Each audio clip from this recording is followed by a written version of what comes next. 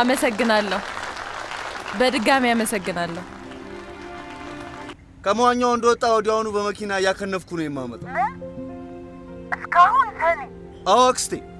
ስለ አባቱ ረጅም ዕድሜ ያወራና ዘሎ ውስጥ ገባ። ፎጣውና ሃይማኖታዊ ልብሶቹን ይዤለት አውቃለሁ። ትዬ የውሃ ሙቀት 100 ዲግሪ እየደረሰ ነው። እሱ ግን ተረጋግቶ ጸሎቱን ሊያደርጋል።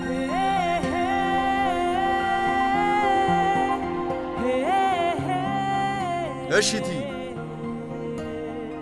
ኧረ እባክህ አባትን ቁጣ አንችለው። ከዚህ በላይ ከቆየን ደግሞ ሴቶች ሁሉ ከሄዱ በኋላ ነው የምንደርሰው። ቆይ ለምንድን ነው ግን ራስን የምታሰቃየው? አንድን ነገር ለቤተሰቦች ብለህ ስታደርግ ቅጣት አይደለም። ለአባት ነው ወይስ ለእናት?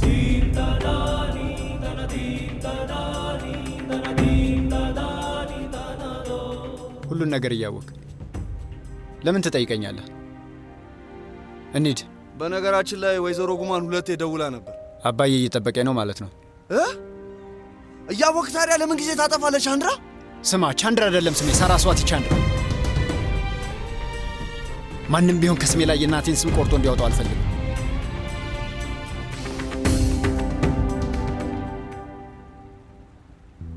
ተመልከት ሰኒ፣ ከድግስ ይልቅ ጸሎቱ በጣም ጠቃሚ ነው።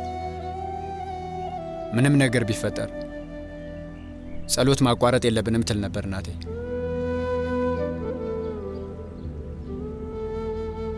ይሄው አላቋረጥኩም እናቴ። አባዬን ለማስደሰት ድግሱ ጋር ሄዳለሁ።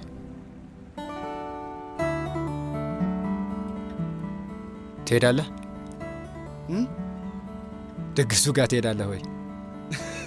እንዴታ! በሚገባ በሚገባ። እንሂድ።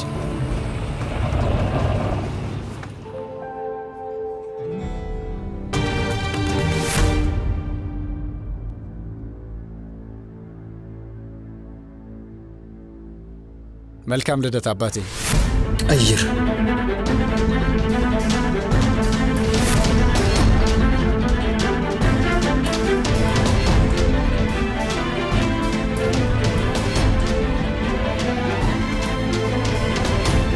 ጉማን ልክ ትላንትና እንደሆነ ሁሉ ነው የሚታየኝ። የሆነ የገቢ ማሰባሰቢያ ዝግጅት መጥቶ ራስን ስለ መግዛት ሰፊ ንግግር ያደረገው። ራስን መግዛት ነገ ደግሞ ቀሚስ ለብሶ ሰባኪ ነው የሚልስ። ምንም ደስ አላለኝም ይሄ ነገር። ሳይብስበት አንድ ነገር ማድረግ አለብኝ። ስማ፣ አባትህን አውቀ ነው እንዲያናደርጋቸው።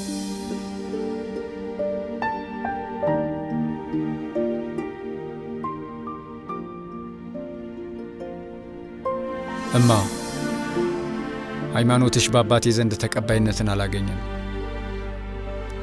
ፍቅርሽንም አልተቀበለም። እኔ ግን በቃልሽ ሰንሰለት ታስሬያለሁ። መቼም ቢሆን አልበጥሰው። መቼም ቢሆን።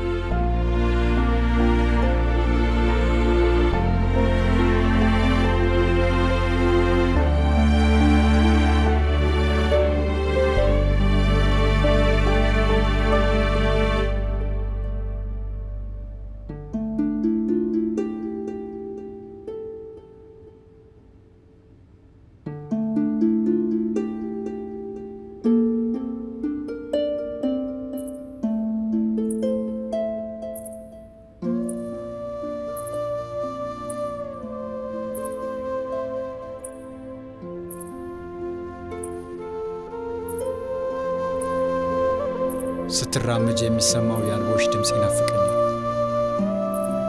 ምክንያቱም አጠገቤ እንደሆንሽ ያክል እንዲሰማኝ ያደርጋል። ለእናትህ ቡራኬ አትሰጣትም እንዴ?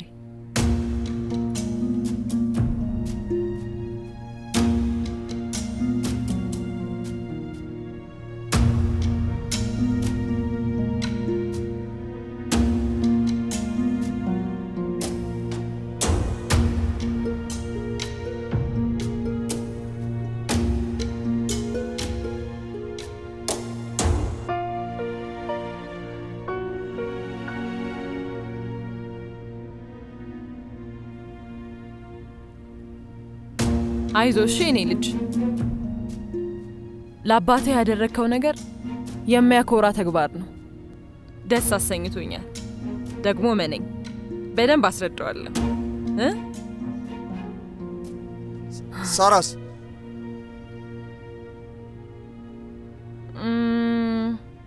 ይሄ ይሻላል። ይሄ ልበስና ታች ድግሱ ጋር ነው። 5 ደቂቃ እስኪ ቀይሬ እመጣለሁ።